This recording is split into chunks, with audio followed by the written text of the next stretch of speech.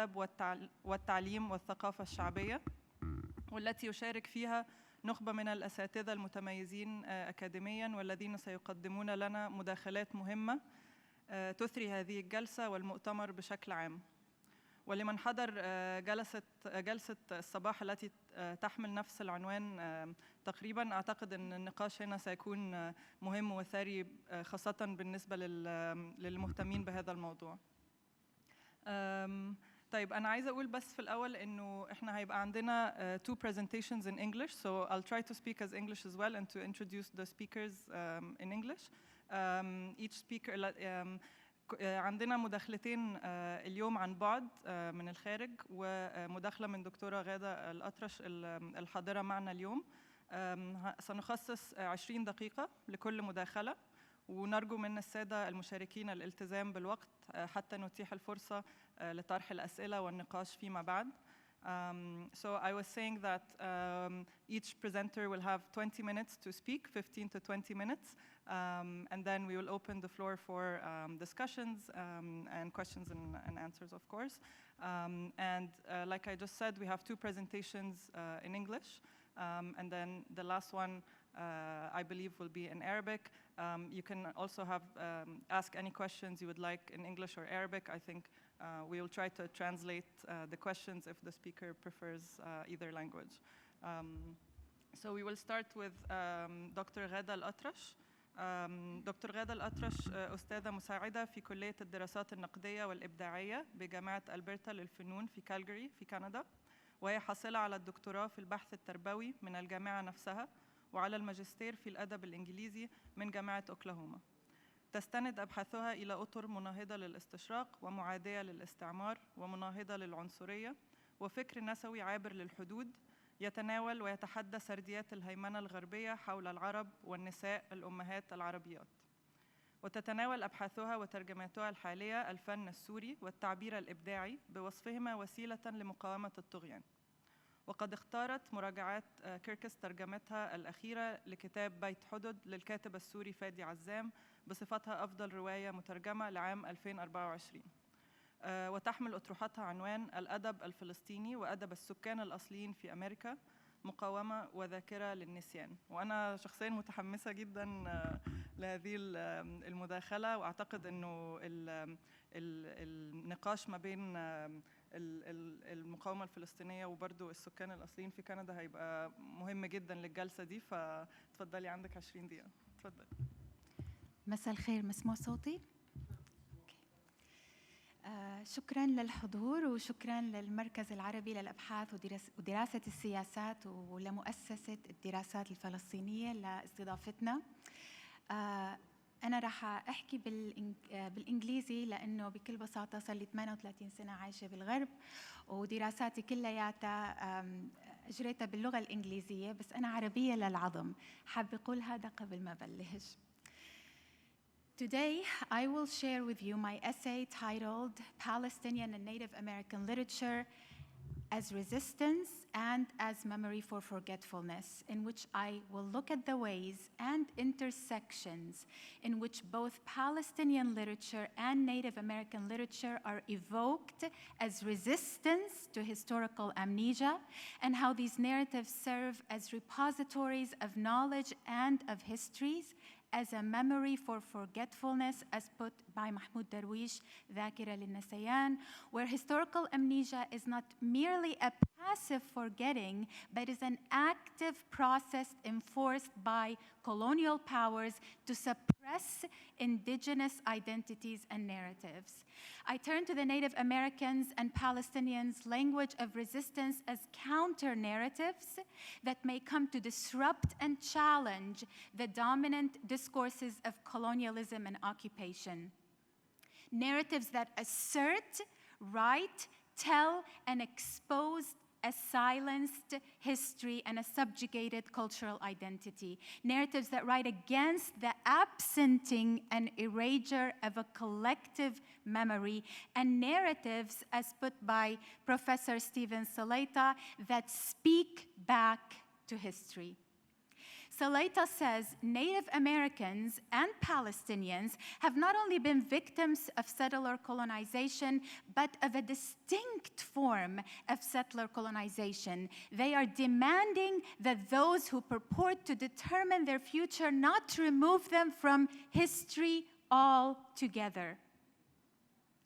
And so in the collection of the selected stories, poetry, and narrative that I will share with you today, as told by the Native American and the Palestinian, we will come to hear how language can be evoked as resistance and as rewriting, as re-narrativizations of histories, and as a salute, tahiyya, from one people to another across the lands, where the Palestinian writes to the Native American a poem, and the Native American writes back to the Palestinian a poem. A language that tells about stolen histories to reclaim their pasts and to reimagine their futures. So first we will begin with the notion of the Native American writing as memory and as resistance. In her book, The Sacred Hoop, Native Paula Gunn Allen writes, "The contemporary prose and poetry of American Indian writers is a major part of Indian resistance to cultural and spiritual genocide. My great-grandmother," she says, told my mother, "never forget you're an Indian." And my mother told me the same thing, and this act of writing then is how I've gone about remembering so that my children will too remember. Native Greg Womack speaks of how evoking memory is an act of cleansing and rekindling of old fires. For Native American poet Joy Harjo, memory is a state of being and of becoming. In her poem Fury of Rain, she writes, "Gut memory shakes this earth like a rattle, knocking my teeth with heroic thunder."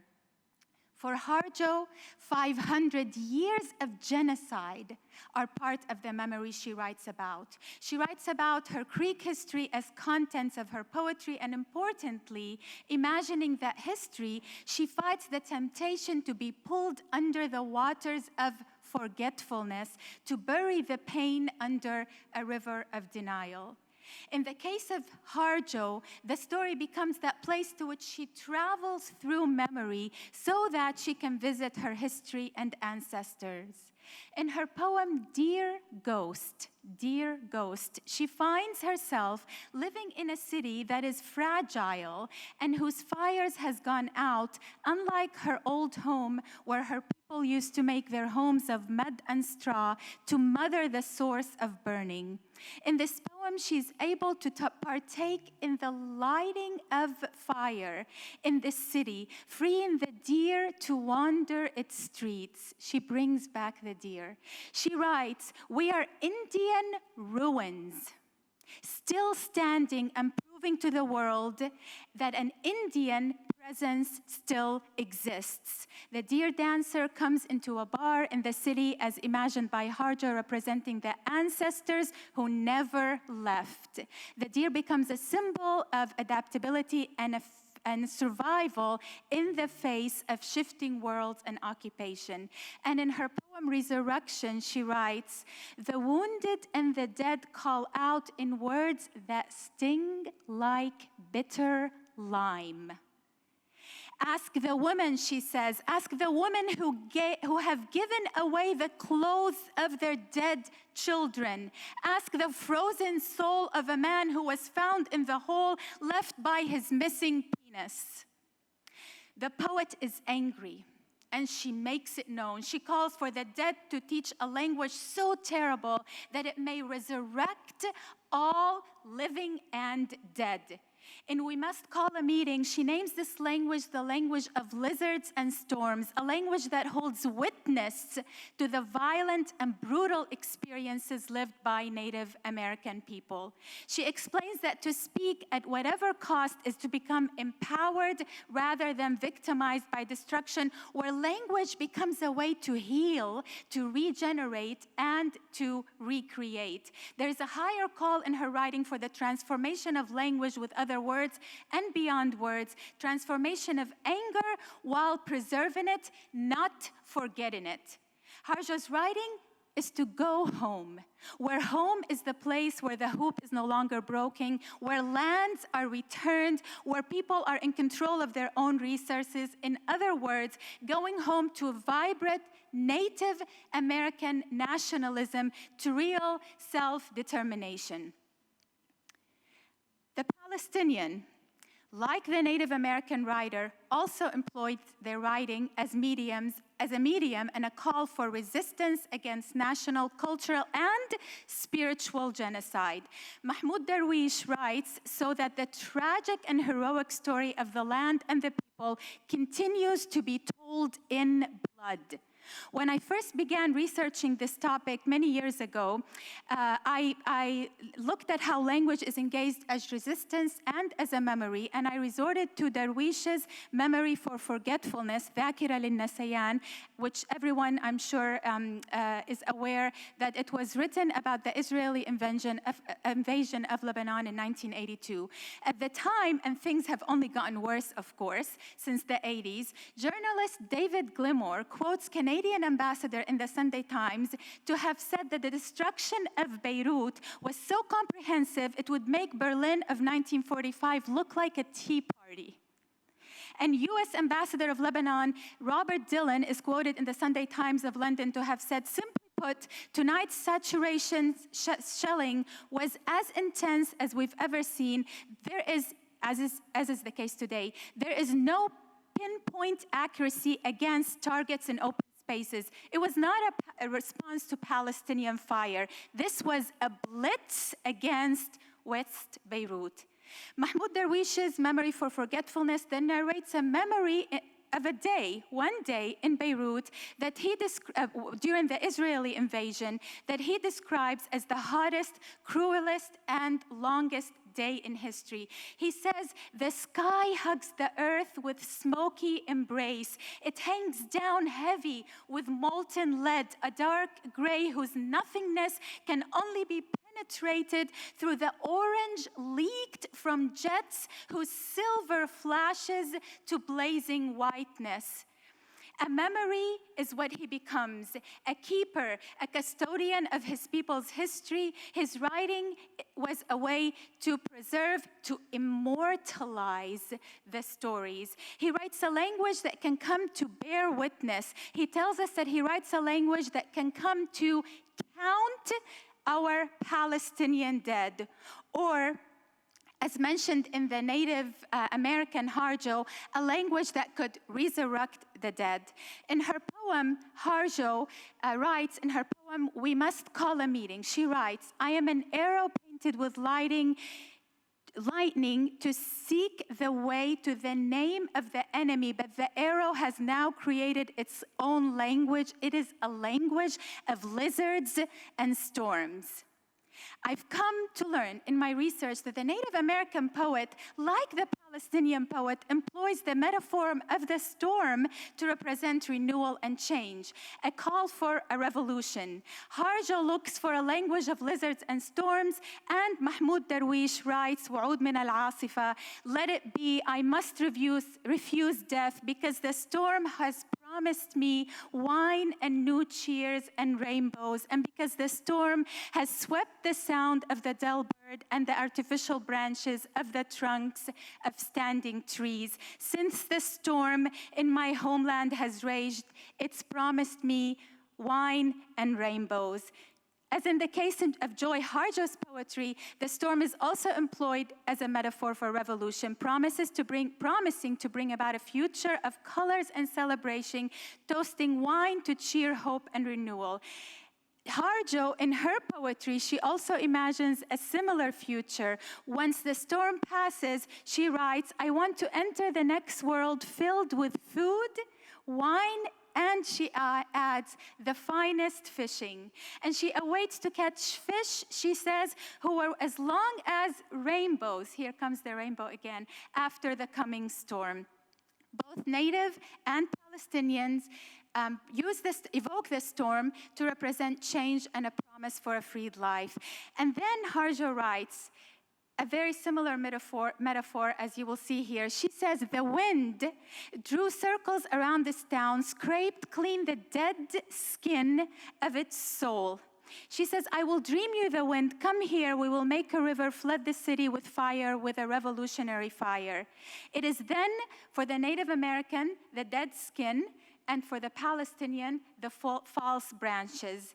Darwish explains that it seems as though Palestine is disappearing into long caravans of oblivion, and in turn he calls for his people to write the history of the bottom of the moss in a language that can crystallize and take form in battle, that has the rhythm of rockets. He calls for a language of metal, since nothing can cut one metal except another that carves a different story. He calls on his fellow intellectuals to turn into snipers and to join in the revolution.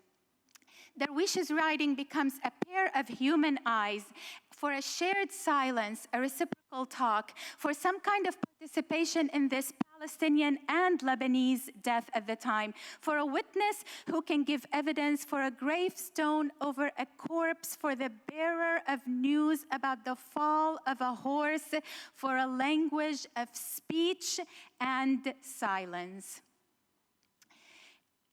I cannot speak about Darwish and the Native American without mentioning his poem, Speech of the Red Indian. Darwish's poem, Speech of the Red Indian, is one that activates the sense of togetherness, of solidarity, in which he assumes the voice of a Native American, or as put by Stephen Salaita, and I love this phrase, he writes this poem as an Arab Indian, Stephen Salaita says, an identification that serves as a narrative device that parallels the Palestinian and Native American experiences against struggles of colonialism and occupation. In a speech to a Red Indian, Darwish, an Arab Indian, writes, "O white master, lord of the horses, what do you want from those making their way through the woods? Our pastures are sacred, our spirits inspired, the stars luminous, our luminous words, where our fable is legible from the beginning to the end. If only you will lift up your eyes. Don't kill the grass anymore. It possesses a soul in us that could shelter the soul of the earth. Tamer of horses, teach your horse to ask forgiveness of nature's soul for the way you've treated our trees. Oh, sister trees, look how they've tortured you, the way they have tortured me. All of our mother earth, the earth is our grandmother, all of it is sacred, stone by stone. Our history is her history." I found this also a poignant reminder of his poem بطاقة هوية, just to disrupt the English dominant narrative here in this presentation. I'll read it in Arabic, where Darwish writes, سجل أنا عربي أنا اسم بلا لقب صبور في بلاد كل ما فيها يعيش بفورة الغضب جذوري قبل ميلاد الزمان رست وقبل تفتح الحقب وقبل السرو والزيتون وقبل ترعرع العشب سجل أنا عربي سلبت كروم أجدادي وأرضاً كنت أفلحها أنا وجميع أولادي ولم تترك لنا ولكل أحفادي سوى هذه الصخور فهل ستأخذها حكومتكم كما قيل. In his speech to a Red Indian, he ends with this statement. He tells the Native American, never ask for forgiveness for the woodcutter whose axe felled both your mother and mine. Oh, you who are guests in this place, leave a few chairs empty for your hosts to read out the conditions of peace in a treaty with the dead. And in بطاقة هوية, he says, إذا سجل برأس الصفحة الأولى أنا لا أكره الناس ولا أسطو على أحد ولكني إذا ما جعت آكل لحم مغتصبي حذاري حذاري من جوعي ومن غضبي. My final point, poetry and literature as salutes, تحيات, from one people to another. Munir Akkash puts these two tragedies as ones that became one grief. And I will read only some excerpts of poems that were written from one people's to another without any commentary for the sake of time. So on the other side of the world, indigenous Lee Miracle writes a poem to a Palestinian child, and she says, I hear a voice calling me from a place far away, the voice of a girl child very much like my own. Of green grass and rich soil is Palestine. Bombs crash about her, leveling her home. Clutching an olive branch, she raises a defiant fist of deep roots, and copper sun is Palestine. I see a child rising from a place far away. In one hand, an olive branch, in the other, a gun of much sweat and red blood is Palestine. I hear you calling me, raise my banner high, victory, victory to Palestine. I answer in kind salute of humble tears, my salute to Palestine. And one last poem. Lee Miracle also writes a poem titled Remembering Mahmoud, 1986. She wrote this in 2012, and this is very important to note, as the poem also mentions Gaza back then. She writes, Mahmoud's poems are beads of sweat that fall near silent amid the incessant Israeli bombs that rise pearls of blood from between the bits of rubble. From a shrinking land base, a land occupied by settlers chronically stealing the lives of children. She writes, it's December, Toronto. Gaza is on fire. Again, another wounded knee. Another massacre. Tanks, monster machines, bombs and missiles pummel the children. How brave is that? Negative 40 degrees Celsius in Winnipeg. Palestinian and indigenous children wave placards. Stop killing children in Palestine, free Gaza. My tears freeze on my face. My daughter is there, just as she was 35 years ago, chanting, free Palestinians. My frozen tears are cutting pain lines on my face in between the rubble.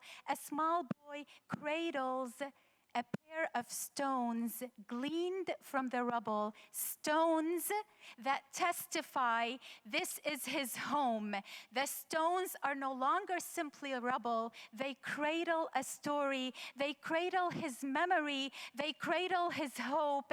In this boy's hands, the stones transform. In his eyes, I see indigenous eyes, global tenacity. I touch the stones in the photo, caress his face. Let us pick up this stone of justice, build this bridge. My commitment to Palestine floats on the light, emanating from the little boy's eyes and captures my heart. I whisper, Palestine, Palestine, free Palestine, wounded knee, no more wounded knee. I imagine him listening, hearing me, nearly smiling just before he throws his stones.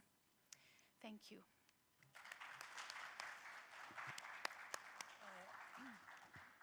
Dr. غادة, thank you so much for this very moving presentation. It was wonderful. And having lived in Canada for quite some time, I was really excited to hear you talk about this intersection. And I think I saw a lot of people nodding during the presentation and moved by your presentation. So I look forward to the discussion. So now we move to our next presenter, Dr. Jan Boussa. I'll introduce Dr. Jan in Arabic, and then I'll give him the floor to present his paper. دكتور يان بوسا زميل بحث أول وأستاذ في معهد العلوم السياسية في جامعة القوات المسلحة في ميونخ في ألمانيا.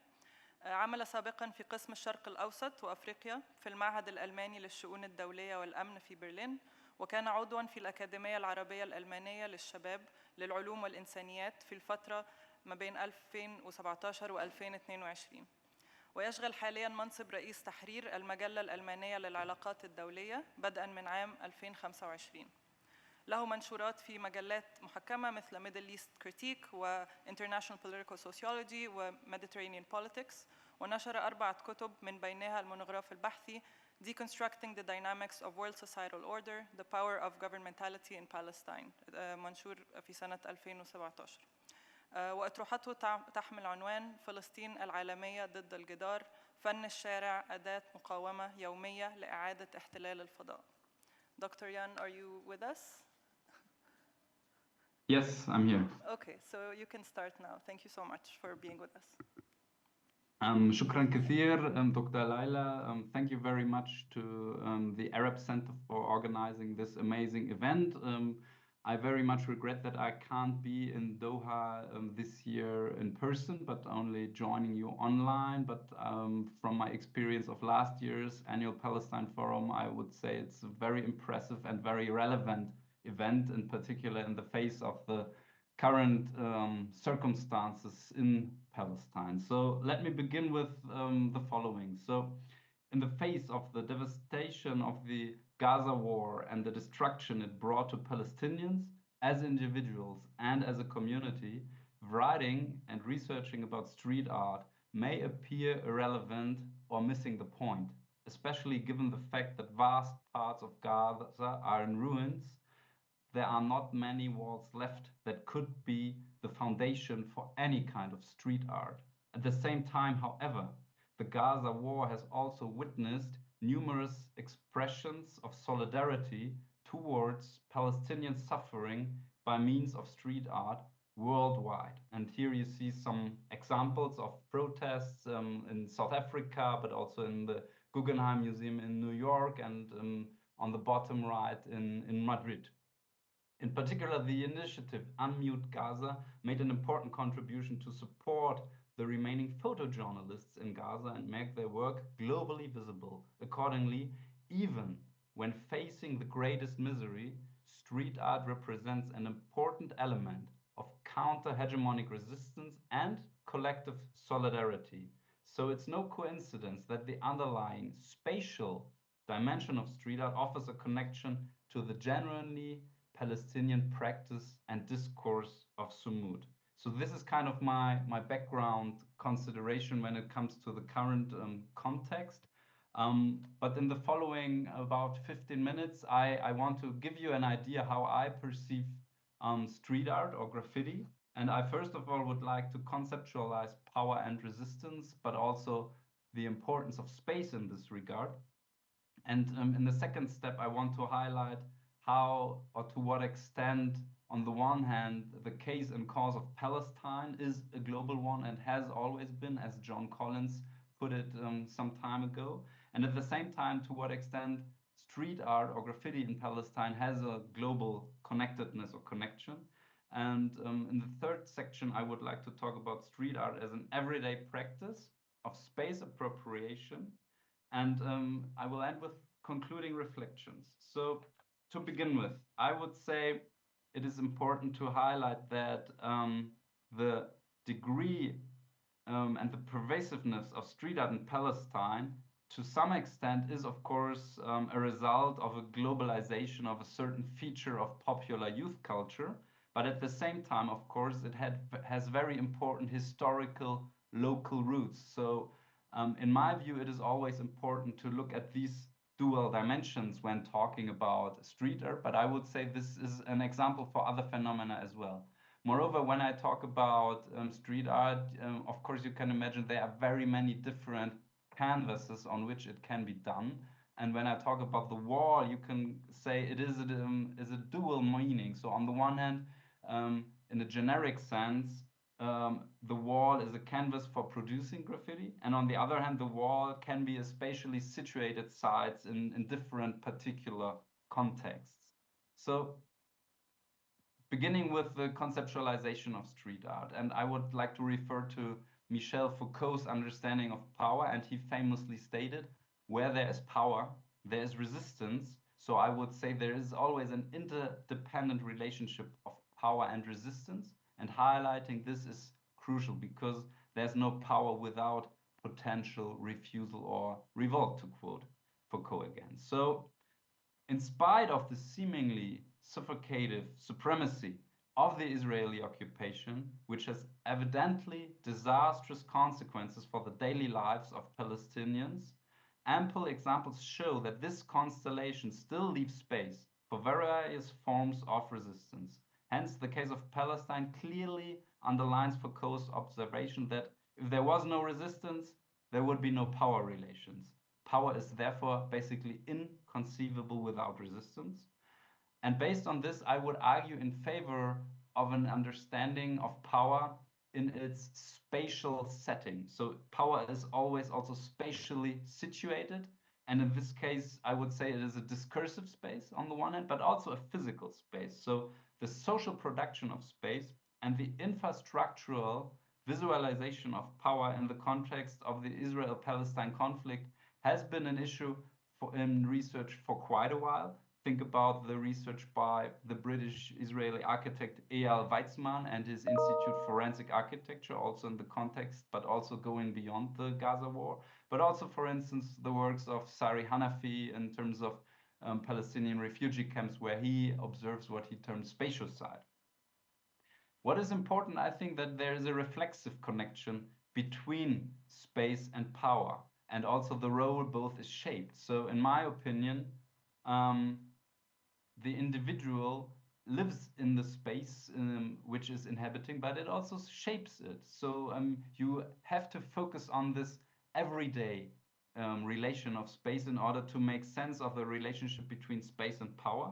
And in my view, the conceptualization of Henri Lefebvre is very intrusive in this regard. And he distinguishes basically three dimensions of space. So on the one hand, spatial practices.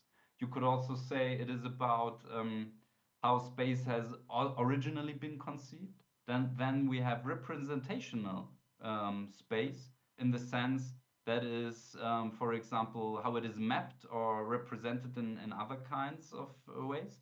But finally, what is represented space, and the third dimension is the representational space, and this means the lived space. So how do individuals practice or exercise their daily lives in this space? And often this shows you that this very much deviates from the originally conceived space, and space is very much appropriated differently than it has been originally designed by architects, by political planners, by all urban planners.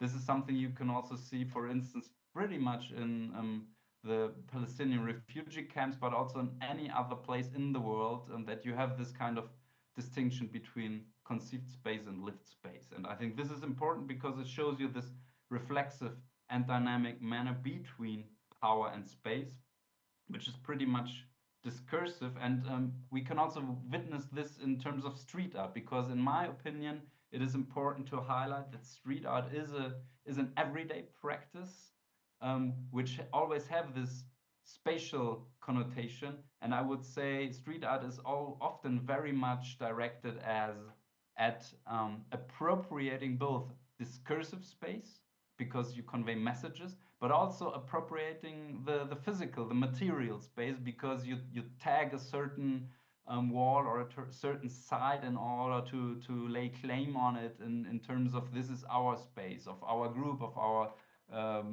faction, of our nation, for instance. And in this regard, I think it is very interesting and maybe even obvious that you can make a link when we come to the Palestinian case to the discourse and practice of Sumud, which also has a very kind of spatial foundation, both in the individual sense of practicing Sumud, but also in the way it is discussed in the national collective way. And bearing this in mind, I would say, when talking about certain patterns or practices, such as street art, but anything else, basically, I would say we always have in the modern, in the sociological sense, modern setting, we always have a global context, like an overarching framework, and we have a local setting. And in the case of street art, it is not the case that the global practice of street art is just adopted in Palestine, but rather you have a merger and a localization of or translation of a certain global framework to the local setting.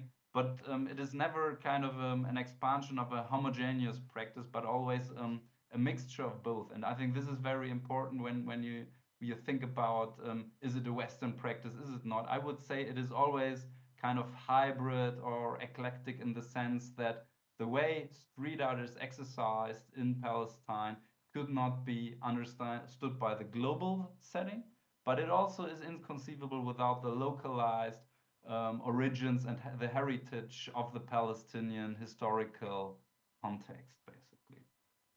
When it comes to the question, to what extent can this appropriation of space through street art be resistance, I would say it's definitely a counter-hegemonic practice, and it very much depends on how you conceptualize resistance. So when you say, okay, resistance is only something that is openly exercised in an organized manner, maybe even by force, it is of course not. But when you follow, for instance, the scholarship by James Scott and others, you could say street art represents something like a weapon of the weak and a hidden transcript through which the inferior party tries to exercise resistance in a non-coordinated and hidden and not open manner. And I think this is a very helpful approach because in the end it can have effects as well, of course, because it can change discourse and it can change also the narrative in general, but also the infrastructural perceptions.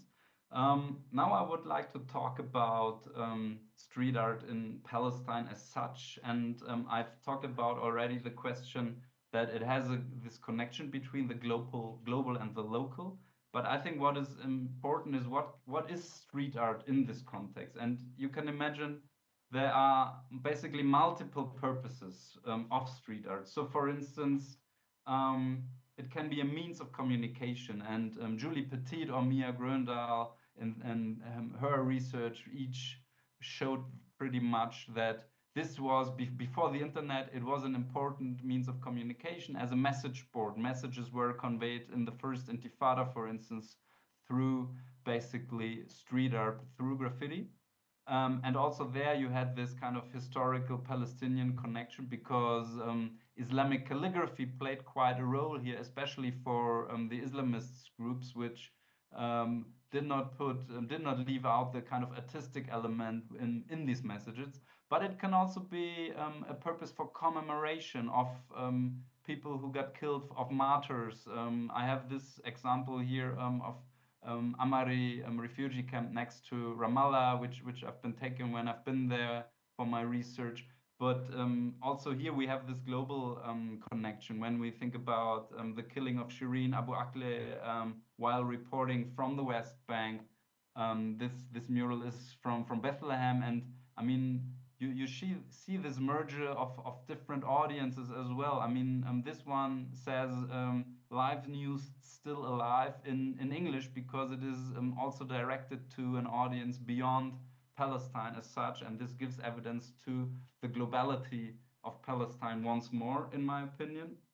But apart from this, of course, we also have examples where we still have the importance of the religious connection. This is an example from the old city of Jerusalem, from someone who went to Mecca for Hajj.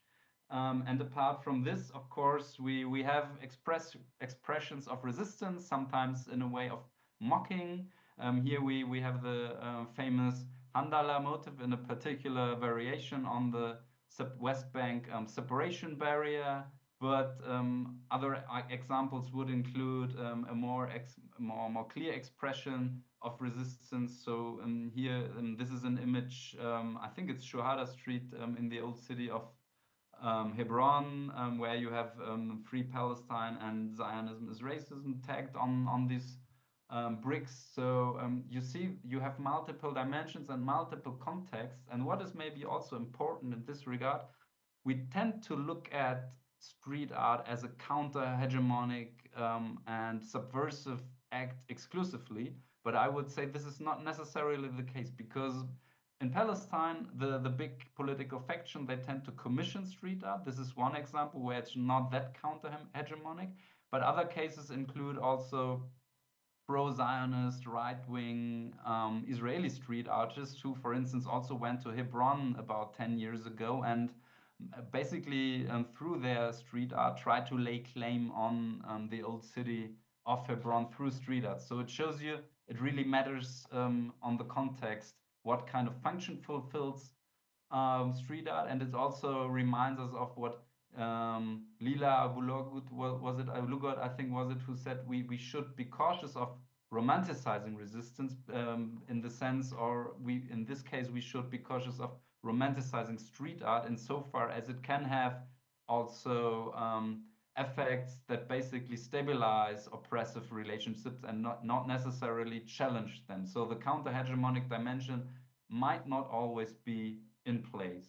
Apart from this, I've talked about it already. We, of course, have this global dimension of street art as well. And I would say this is ambivalent, ambiguous as well. These are the examples of Banksy doing street art on the West Bank separation barrier. I happened to be there for my first time in Palestine exactly at that time. So these are my pictures. And I think it's interesting because Banksy, on the one hand, drew attention to the separation barrier, to a global audience.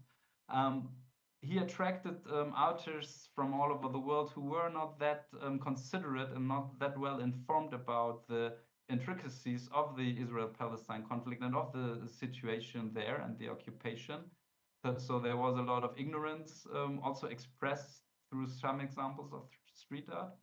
And in addition, of course, in the case of Banksy, we always have this dimension of the commodification of street art because it is quite valuable actually, and therefore many people try to make money of it in often non-authorized ways. But when it comes to the separation barrier, it's worthwhile to discuss a bit about it a bit further in detail, because it is quite striking that when you look at the street art on the barrier, a great deal of it is not from local Palestinian artists, but from international artists. And this can let you draw two conclusions. So from a kind of post-colonial perspective, you could say, okay, this is paternalistic, and it kind of glosses over Palestinian voices and others speaks for the Palestinians. I think several authors would rather say they draw attention to the situation in Palestine, so it might be helpful. I'm not I don't have a concluding thought on this, but I think what is important and much more striking is that many Palestinian artists have refrained from doing street art and graffiti on the separation barrier for two reasons. On the one hand, they say it is a symbol of oppression and we should not beautify it. And on the other hand, many people said, many artists said that by doing street art and graffiti on the separation barrier, we factually recognize the existence of the separation barrier, and we do not want to do this. So they would say we legitimize its existence by doing street art on it. But as I said already, there are other sites, other settings where street art is being done, and I would say it matters a lot also to challenge the occupation, but also in terms of intra-Palestinian strives in different respects. So in this regard, I would say we have numerous examples which shows you that we have this connection on the one hand between power and space, but thereby also between street art and potentials for resistance. Of course, a street art would never be able to deconstruct and destroy the separation barrier, but I would say in terms of challenging it, it is definitely a means to use street art in order to express voices and positions against the occupation in general. So Dr. apart Yan, you from have this, about 2 minutes, please. yeah, that's perfect. Thank you very much. I already indicated it. Street art has this dimension also to amplify connections that are there already, like antagonized identities. I mean, I talked about this this case of pro occupation Israeli artists, and much worse cases are, of course, and this is of course not art, but these graffiti by settler terrorist activists who do this so-called price tag attacks, which clearly show the antagonization of street art, and also that physical acts of violence and of terrorism are often accompanied by laying claim on infrastructure through these graffitis. And finally, I would say, when it comes to further research, it pretty much is worthwhile to dive further into the connection between sumud and street art on the one hand, because we have many symbols of sumud also mirroring street art, like olive trees, like the key for the right to return in other cases. And in addition, I think it would be very interesting to also look into the historical genealogy of Palestinian street art much deeper in terms of its cultural heritage, its Islamic roots. But to conclude, I would say I hope to have conveyed an idea to kind of deconstruct street art and give different perspectives on it, how it is aimed at the discursive and material appropriation of space, and how the global and the local kind of connect in the context of street art.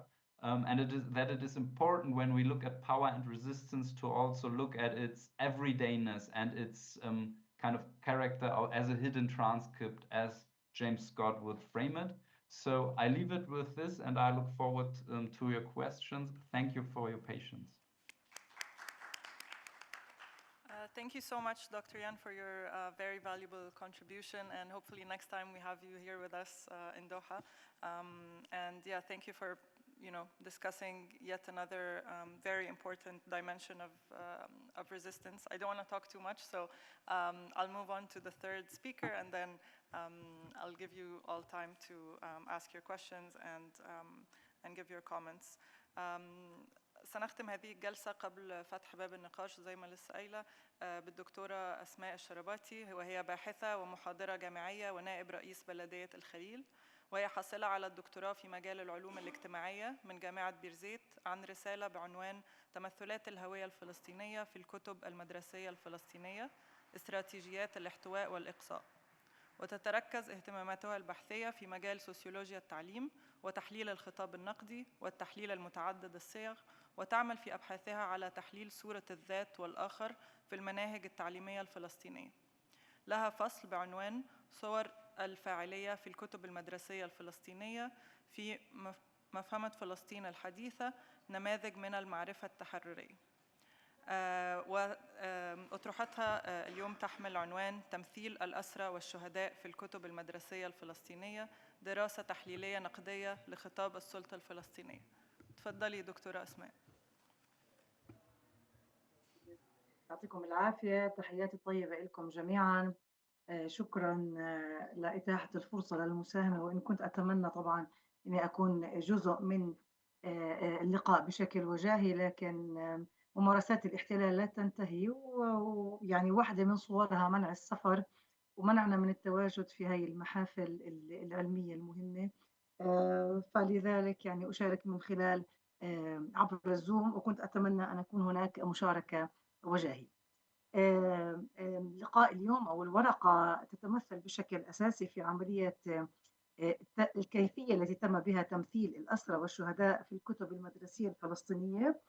الدراسة بشكل أساسي تأتي ضمن إطار له علاقة باعتبار الكتاب المدرسي ابتداء هو سياسي بطبيعته، بحكم بأنه المدارس الحكومية كما يشير مايكل أبل هي مدارس تأسست من قبل الحكومة. كل ما يتعلق بعملية التمدرس ابتداء من عملية فتحها، شكل التدريس، متطلبات المراحل الدراسية، إضافة إلى الكتب المدرسية، هي ضمن إطار السياسة، وهي بحد ذاتها مسرح للكثير من علاقات القوى اللي بتنتج المعرفة وتتداخل معها وتؤثر في شكل مخرجاتها. وبالتالي لما بدنا نحكي عن السياق الفلسطيني والمناهج الفلسطينية، مهم نتذكر تاريخين.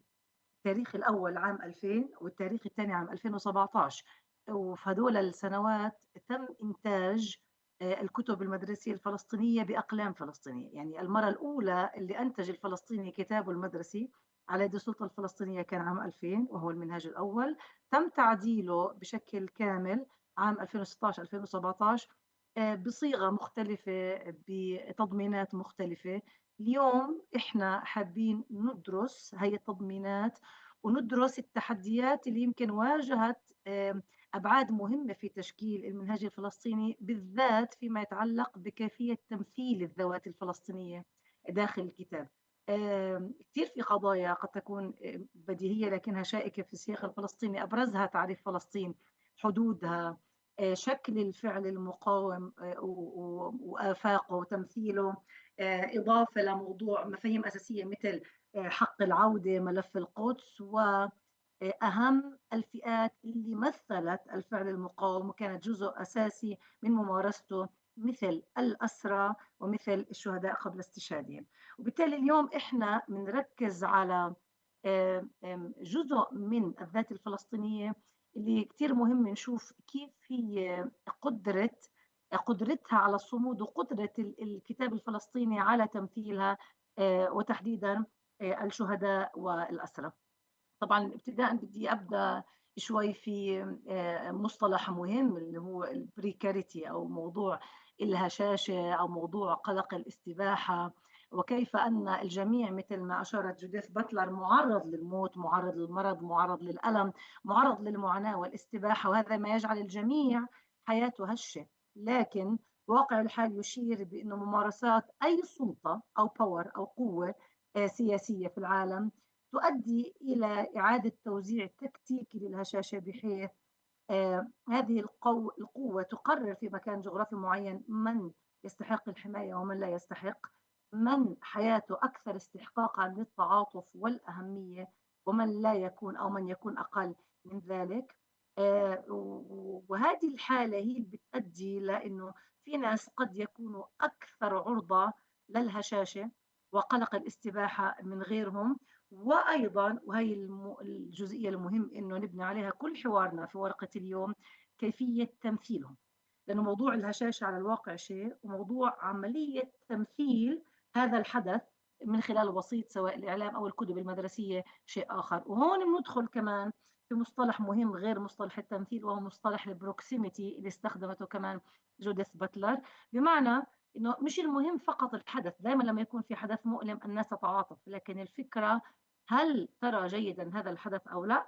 هي مسألة مقترنة بسؤال الوسيط وعملية التمثيل المستخدمة في نقل هي المعلومة. فبتصير القصة إلى أي مدى تمثيل الكتاب المدرسي مثلا لفئات معينة مثل الأسرى أو الشهداء أو حتى اللاجئين تمثل بطريقة تظهر القرب أو البعد من هذه الحالات، يعني البروكسيميتي اللي ينتج عنها عملية التعاطف. وبالتالي التعاطف اللي إحنا نتعاطف فيه من خلال الإعلام أو الطالب المدرسي بقربه أو بعده من الحالات في الكتاب المدرسي غير مرتبطة فعليا بالحدث بقدر ما هي مرتبطة إلى أي مدى الكتاب سمح بهذا من خلال التمثيل بهذا الإحساس بالقرب أو البعد من الحالة أو المشهد اللي تم تمثيله.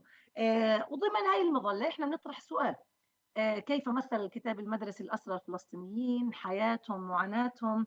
هل معاناتهم كانت مهمة؟ هل صوتهم كان حاضر ووجوههم كانت مرئية في الكتاب المدرسي؟ وكذلك كيف مثل الكتاب المدرسي الشهداء والفعل الذي قتلوا من أجله؟ ونجادل في الورقة بأن هناك حالة من عملية تعزيز للتوزيع غير المتكافئ للهشاشة، وتحديدا في عملية تهميش صيغ كثيرة من معاناة الأسرى ومن تاريخ فعل الشهداء كما سوف أوضح حاليا. فاليوم أنا راح أتناول موضوع الأسرى والشهداء بتفصيل لنماذج تمثيلية مستخدمة إطار منهجي هو critical discourse analysis أو تحليل الخطاب النقدي زائد multimodal discourse analysis أو التحليل المتعدد الصيغ أو الأنماط، والهدف منه دراسة النص والصورة. طبعا عملية التحليل لا تقتضي أني أمسك نص معين وأسلط الضوء عليه وأحكي هذا هو التوجه، وإنما بتتمثل في تجريد كل ما يتعلق بمفهوم معين لضبط ورصد أهم المسارات العامة اللي الكتب المدرسية ركزت عليها. وأنا طبعا بركز على الكتب المتعلقة بالدراسات الاجتماعية من الصف الأول ولا الصف العاشر. منهجيا أدرس سياسات الاحتواء والإقصاء، أدرس الرول ألوكيشن أو تحديد الأدوار الفاعلية لهذه الفئات داخل الكتب المدرسية، فاعل أو مفعول به، حاضر أو غائب، ضعيف أو قوي، معمم معاناته أو مخصصة، واضحة قريبة أو بعيدة، وأدرس ارتباطها بالصور نفسها، المسافة، الآي كونتاكت، الاتصال البصري، وهل سمح الكتاب من خلال الصور بإنشاء روابط عاطفية أو مشاعرية بين الرائي أو المشاهد وهو الطالب وبين الكتاب بكل ما فيه من مكونات على رأسها الأسرى والشهداء. خلينا نبدأ بالتفصيل نكسب الوقت في هذا الموضوع ونحكي عن ابتداء عن عملية تمثيل الأسرى. وبشوف إنه كان في على أقل تقدير من 4 ل 5 توجهات أحاطت بعملية تمثيل الريبرزنتيشن للأسرى داخل الكتب المدرسية، خصوصا المتعلقة بالدراسات الاجتماعية. أبرزها إنه في عملية تمثيل معاناة الأسرى، وقد تحدثت الكتب المدرسية كثيرا عن معاناة الأسرى، لكنها ركزت على عمومية التجربة وعولمة الألم. بمعنى أن الكتب المدرسية لم تركز على الخصوصية الفلسطينية بقدر ما ركزت على أنه هذه عبارة عن مشهد من المشاهد لممارسة الظلم الإنساني العام في كل العصور. فمثلا تحدثت في كتاب الصف السادس عن ظلم قريش للمسلمين، ثم تطرقت إلى موضوع معاناة الأسرى داخل السجون الفلسطينية. تحدثت في كتاب الصف السابع عن سقوط غرناطة وسياسات الإسبان في تعذيب المسلمين، ثم تطرقت إلى موضوع معاناة الأسرى في سجون الاحتلال.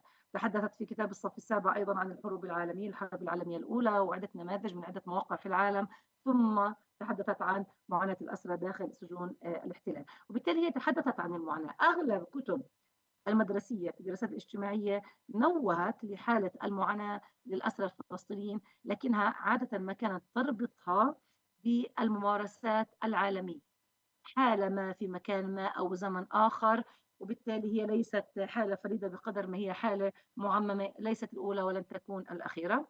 حتى عندما تحدثت عن بعض الشواهد، خليني أحكي الإيجابية في بعض الأحداث التاريخية، زي مثلا الثورة الفرنسية، أحداث سقوط سجن الباستيل على يد الثوار الفرنسيين، لم تتحدث مثلا عن مقاومة الأسرى الفلسطينيين داخل السجون، لكنها عادت للتحدث عن الصيغة المألوفة للمعاناة، وهي المعاناة بحد ذاتها، معاناة الأسرى داخل سجون الاحتلال. وكذلك الحال عندما تحدثت مثلا عن أخلاق ومعاملة المسلمين في غزوة بدر مع الأسرى من الكفار، عادت مرة أخرى لتركز على موضوع معاناة الأسرى الفلسطينيين في سجون الاحتلال. وبالتالي هناك تركيز عميق على مفهوم المعاناة كمعاناة، ولم تتجاوزه. هي مسألة مهمة طبعا، لكن كانت دائما ما ترتبط بتحويل الحالة الخاصة إلى حالة عامة معممة موجودة في كل العالم، موجودة في عدة أزمنة.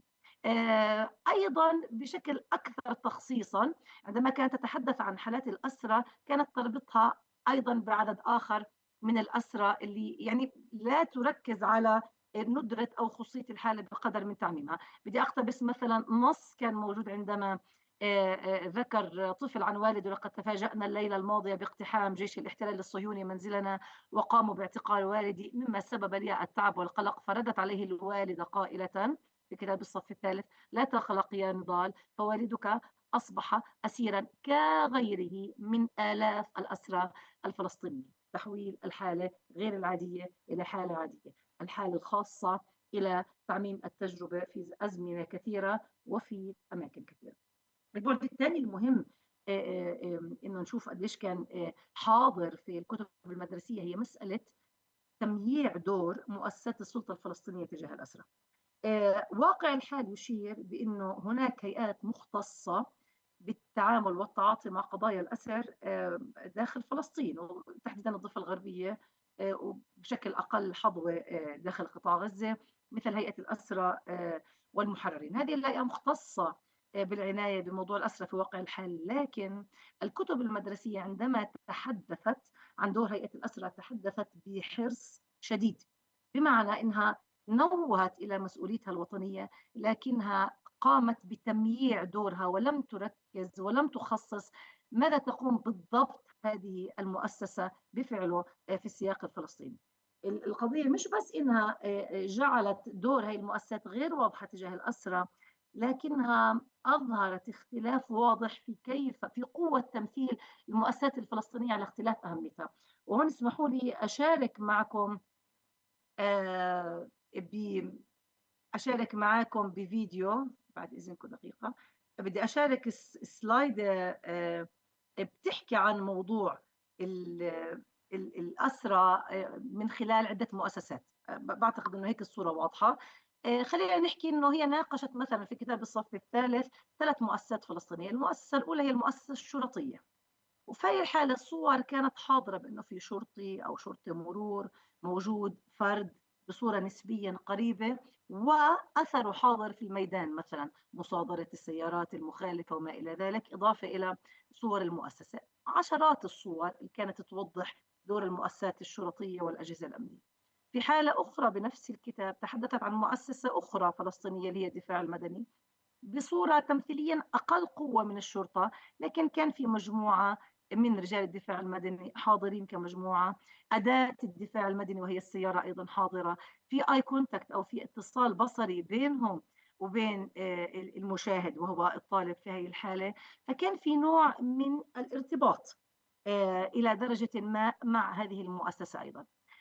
وطبعًا الصور زي ما أنتم شايفين صور حقيقية، يعني صور فوتوغرافية وهي تعطيها قوة. الحالة الثالثة كانت لمؤسسة هيئة الأسرى والمحررين. المثير للانتباه في نفس الكتاب في ذات السياق، هاي المؤسسة أثناء تمثيلها لم يتم مثلا إظهار صورها الحقيقية، وإنما تم استخدام صور افتراضية، رسومات كرتونية. والرسومات هاي لا تظهر لا فعل ولا فاعل ولا أداة، يعني لم تظهر المؤسسة، لم تظهر ممثليها، لم تظهر فعلها، وإنما ظهرت حالة تضامن عادية تقليدية موجودة في المجتمع الفلسطيني، اللي هي بنحكي خيمة الاعتصام بجانب المؤسسات الحقوقية مثلا زي نادي الأسير أو ما إلى ذلك. وفيها صورة لعدد قليل من المواطنين غالبا أهل الأسرى بيعتصموا أمامهم الإعلام بصور. وهي الظاهرة طبعا مألوفة كثير بهذا الحجم من الحضور، ليس بأقوى وليس بأضعف. لكن أين دور المؤسسة اللي مثلت هذا الفعل واللي كان الدرس يتحدث عنها؟ كان في خلينا نحكي تغيير أو تمييع واضح لدورها، وعدم ذكر إلها بالرغم بأنها ميدانيا حاضرة وليست غائبة. وهذا الموضوع يعني بحاجة إلى تفسير، خصوصا بعد تعرض الكتب المدرسية في الإصدار الأول إلها عام 2000 لهجمة كبيرة جدا من الدول المانحة ومنع تمويل طباعة هذه الكتب، بعد أن تم ذكر خلينا نحكي بعض التقارير الإسرائيلية والتقارير الأمريكية اللي اعترضت على محتوى الكتاب المدرسي فقط لوجود بعض الصور الداعمة للمجاهدين أو للمقاومين، مثل الصورة اللي كانت موجودة في كتاب الصف السادس لعز الدين القسام في ثورة يعبد، ومثل كمان الاقتباس اللي استخدم من موسوعة بلادنا فلسطين لمصطفى دباغ والذي أشار إلى العودة كنص. هاي النصوص البسيطة جدا أدت إلى أزمة كبيرة بين المانحين وبين السلطة الفلسطينية، خلت عندها حالة من الخوف أو الحذر أثناء إعداد المنهاج الثاني اللي هو عام 2017. وكانت أكثر احترافية في ممارسة دور وسط ما بين مجاملة المجتمع الفلسطيني الذي يطلب تمثيل حقيقي لفئات كثيرة وطنية داخله الفعل النضالي حدود فلسطين، وبين قدرتها على استرضاء الجهات المانحة وعدم دخولها في حالة أزمة تمويل معهم. فخلتهم بوجهة نظري أكثر احترافية في التمثيل بصيغة وسط تحاول فيها استرضاء الطرفين، الواقع الفلسطيني زائد المانحين، وإن كانت الأفضلية الحاضرة في عملية التمثيل مرتبطة بالخارج والمانحين أكثر من التمثيل الحقيقي للواقع الفلسطيني. وسوف أشير إلى شواهد أخرى. فإذا البعد الثاني اللي حابة أركز عليه هو إنه فعليا دور السلطة نفسها اللي حاضر في الميدان فيما يتعلق بمثلا مؤسسة تخدم الأسرى تم تمييعه تماما داخل الكتاب المدرسي كنوع من التنصل من المسؤولية العلنية في الكتاب أمام الجهات الممولة. صورة أخرى مهم أيضا مشاهدتها والتوقف عندها داخل الكتاب المدرسي مرتبطة ليس فقط في دور السلطة الفلسطينية وإنما في دور المجتمع الفلسطيني. المجتمع الفلسطيني على النقيض من دور السلطة الفلسطينية كان في تركيز على تخصيص واضح لأدوار، يعني كيف سوف يتضامن المجتمع الفلسطيني مع الأسرى. هذه مسألة أخذت بحث معمق داخل الكتاب الفلسطيني وتحديد وتخصيص له. مثلا هاي الصورة وهاي ما بتعبرش عن صورة واحدة وإنما عن حالة من الصور اللي بتحاول تركز في كيف يتضامن المجتمع الفلسطيني مع الأسرى. خلينا نحكي إنه عادة باستخدام الصور وكثير من المنهجية المتعلقة بالكتاب المدرسي مرتبطة كمان في تمثيل الصور بشكل عام في الإعلام، في السينما، في الدعايات الإعلانية. الصورة عادة بتكون في أسفلها فيها التفاصيل وفي أعلاها فيها الأيديال أو الحالة النهائية المنشودة اللي لازم توصل لها. فالصورة العليا هي صورة التضامن، إنه في ناس عدد قليل بده يزور. طبعا ممثل الألم والمعاناة في الحالة هي والدة الأسير كنوع من التضامن. في أسفل الصورة، الصورة السفلى، فيها تفاصيل الكيفية ومتى. الكيفية عدد قليل من الطلاب بده يتضامن مع الأسرة بصيغة تقليدية جدا. متى؟ في يوم مخصص وهو يوم 17/4، يوم الأسير الفلسطيني. فاللي حابة أحكيه إنه عملية التمثيل لدور المجتمع في الكتب المدرسية كان يسعى إلى تقنين وتحديد وتخصيص دورهم بشكل واضح في كيف يجب أن يتعاطى المجتمع مع الكتب مع الأسرى الفلسطينيين ويتضامن معهم.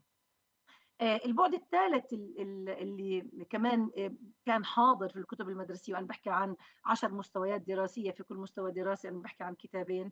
تقنين دور المقاومة داخل السجون مع الأسرى أنفسهم، يعني دور فاعلية الأسير تجاه الدفاع عن قضيته داخل الأسر. هاي كانت يعني مسألة حساسة جدا وغير حاضرة في الكتاب بشكل قوي. يعني ما كان في دور أو فاعلية أو خصوصية للأسير وصموده أثناء هذه المعاناة.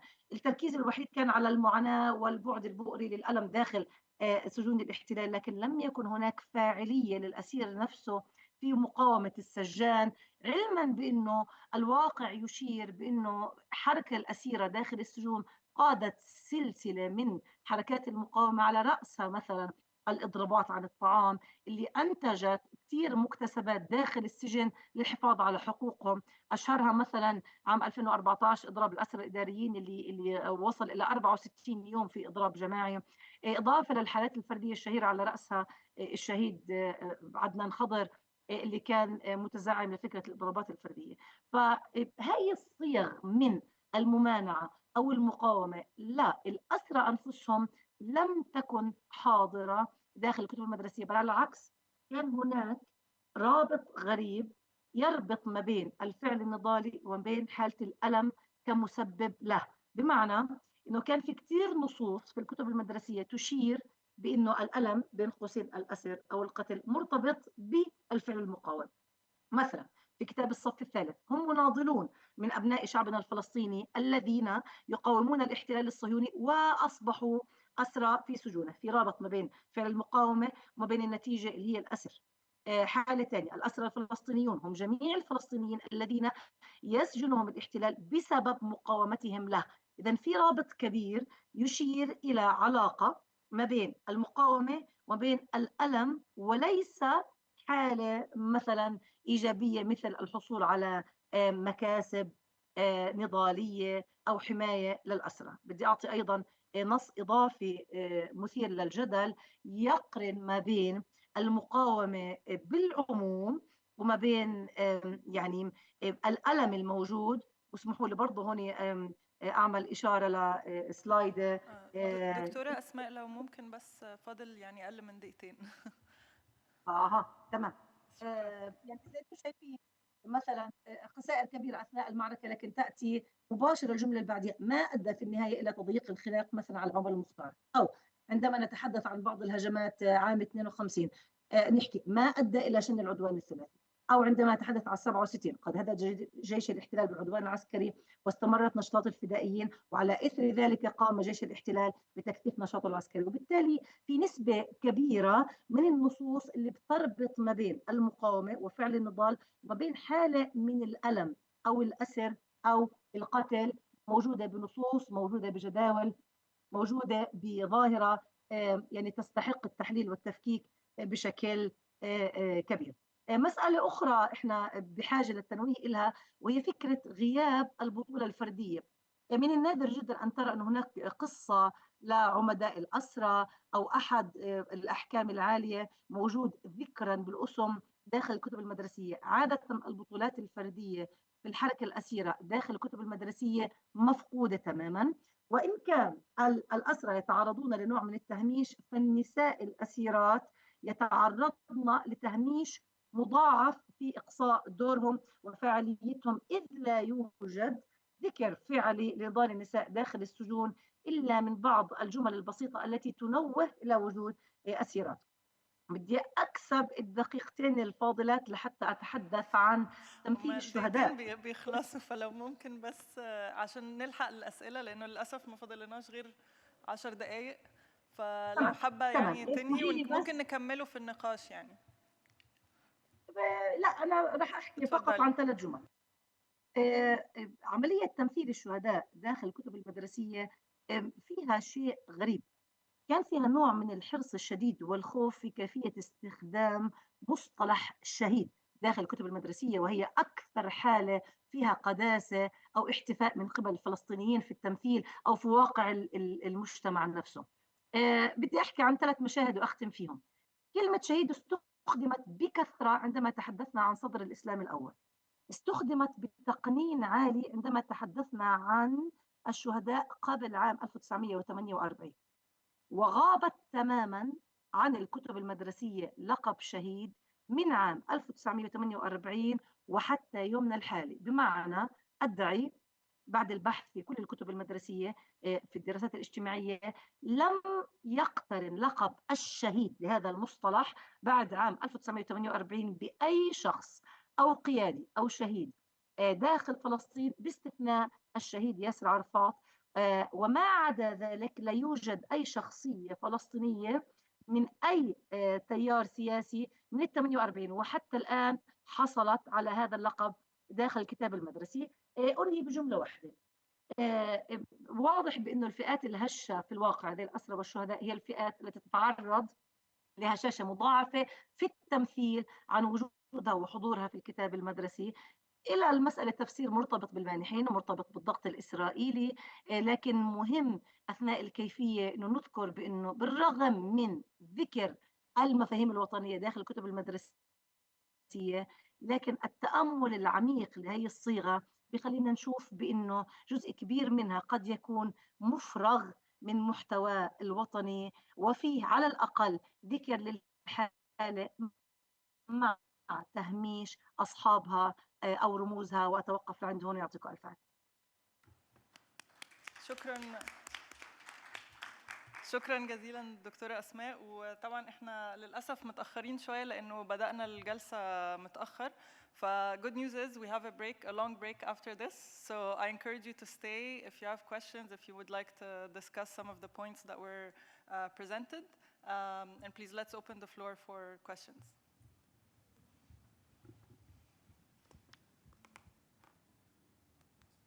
Is this a handwritten? Okay, so we have a question here, please. Hi. So my question is to the first presenter, which I thought it was a remarkable presentation. I really loved listening to you. I grew up in First Nations as well, and not First Nations, but in Turtle Island. And my question is, what do you think is the relationship between the production of narratives through fiction and poetry and to wider questions of decolonization and specifically land back? And I ask this from a really sympathetic position, as in, like, I agree with what you presented.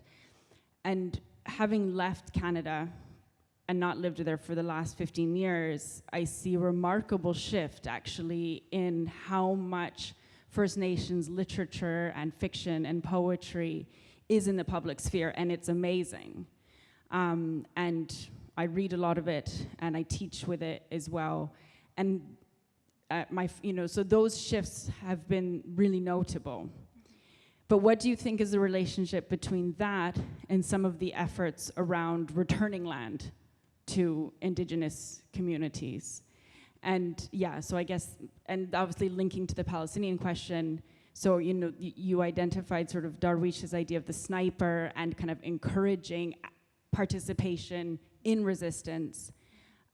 So yeah, I guess kind of understanding what are those links between the production of identity and narrative and relating to the question of land and resources being returned to Indigenous people. So let's maybe see if anyone has any other question, and then we can answer them together. Thank you very much. My question is for Dr. Jan. I hope he's still with us. It's in your research, did you also look at Palestinian graffitis in the territories that were occupied in 1948, so beyond the apartheid wall? And if yes, what did you find by looking at this?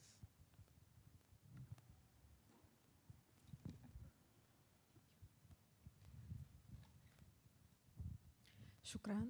أنا سؤالي موجه للأستاذة أسماء بما يخص التوصيات. برأيك أستاذة أسماء، ما هي أهم التوصيات اللي ممكن العمل عليها لاستصدار نسخ من التعليم أو تغيير في المناهج بما يوائم الممول ويكون لها الحصة الأكبر لمرادات المجتمع؟ شكرا. Any last minute question or thought? Okay, we have one question for each participant, which is great. So each one can answer the question, and then we can obviously continue the discussion with Dr. غادة after the session. And of course, feel free to reach out to the other speakers as well. Thank you for your question. I have to say, the hope is that this sort of resistance by way of art and creative expression is not only documenting a memory for forgetfulness, but as you suggest, is a return of lands. Reality is, as you know it very well, that the situation in the reserves is still quite dire, and that the indigenous peoples, there is this whole notion of reconciliation, but how much of it is an empty rhetoric. I believe quite a bit of it.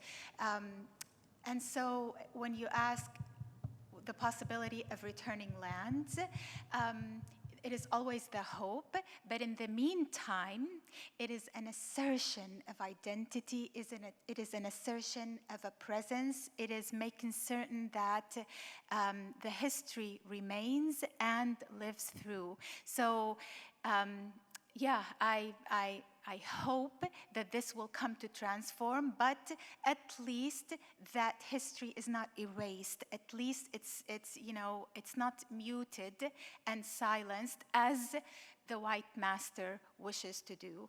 A call for resistance, an announcement of anger, an announcement of presence is what it is. A return of a land, I hope. Yeah. Thank you so much. Dr. Jan, would you like to answer the question that was addressed to you? Yes, of course. Thanks. I think this is a very relevant and important question. And thus far, I have not been able to systematically do research on this question. But as far as I can see, that when you have cities with kind of mixed populations, like Haifa or Jaffa, there are certain instances of street art. But I would say they are less open because, of course, they are much more counter-hegemonic with greater potential consequences.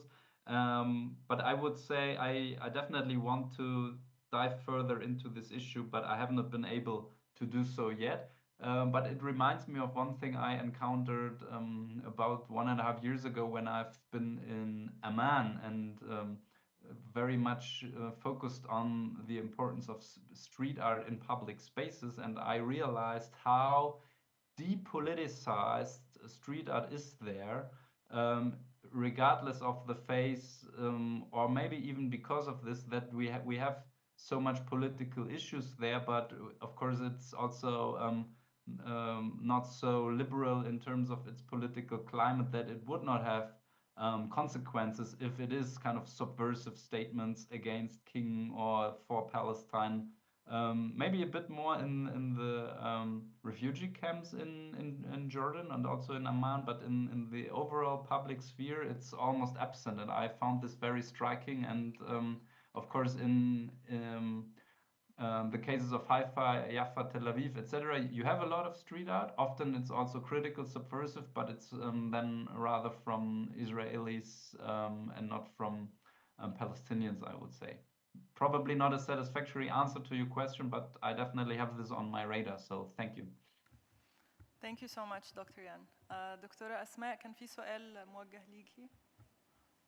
أنا سمعت النصف الأول للسؤال وما سمعتش النصف الثاني، كان له علاقة بتوصيات متعلقة بمحتوى المناهج الفلسطينية. أنا هذا اللي سمعته، وراح أكمل في هذا الإطار بأنه مهم لما بدنا نحكي عن التوصيات لا تتعلق مثلا في كيف من الممكن أن يكون الكتاب المدرسي خالي من سياقات علاقات القوة، وإنما مهم جدا إذا بدنا نحكي عن المنحى البحثي إنه يكون في حالة وعي لدى الطالب، لدى أولياء الأمور، لدى المدرسين، بإنه هذا الكتاب هو كتاب سياسي، وبالتالي في له محددات. هذه المحددات مرتبطة ببرنامج من يقوم بكتابته، ومن يقوم بكتابته ليس مؤلف المنهاج، من يقوم بكتابته هي السلطة المشرفة على إنتاج المنهج.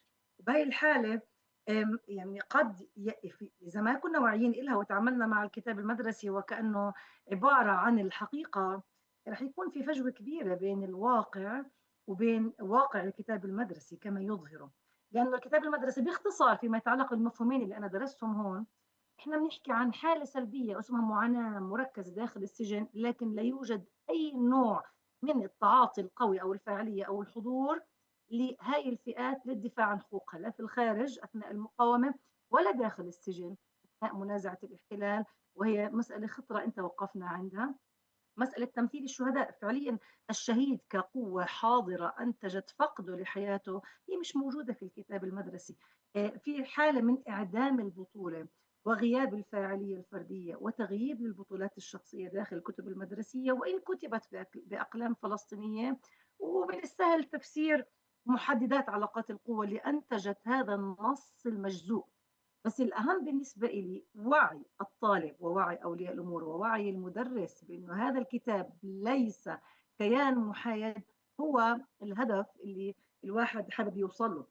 سابقا إحنا لما درسنا كتب مدرسية درسناها في عهد كان في إشراف إسرائيلي مباشر، فكان في تقنين وحذف وتشويه للنصوص. كان من السهل إنه نرى يد الاحتلال في تشويه النص، فأنتجت النصوص الاحتلالية أو اللي فيه تلاعب احتلالي فيها حالة من مقاومة الفلسطيني للنص. مثل ما حكى دان براون مرة، النصوص اللي كانت في أكثر رقابة إسرائيلية عليها هي أنتجت الجيل الانتفاضة الأولى والثانية اللي هم أكثر جيل مقاوم للاحتلال، وبالتالي لم تؤثر سلبا على عقلية الطالب أو برمجته. الحذر أو الخطر اللي حابة أركز عليه هون بأنه الكتب المكتوبة بأقلام فلسطينية أيضا هي كتب مجزوءة وغير قوية في تمثيلها للفلسطيني وحضوره، وبالتالي من المهم الوعي بهي الحالة وعدم التعاطي معها على إنها كتب محايدة. شكرا جزيلا دكتورة أسماء، وشكرا ليكم والحضور، وعايزة أشكر طبعا كل الباحثين اللي قدموا مساهماتهم المهمة. فبليز let's give them a round of applause. Thank you all so much, and enjoy the break.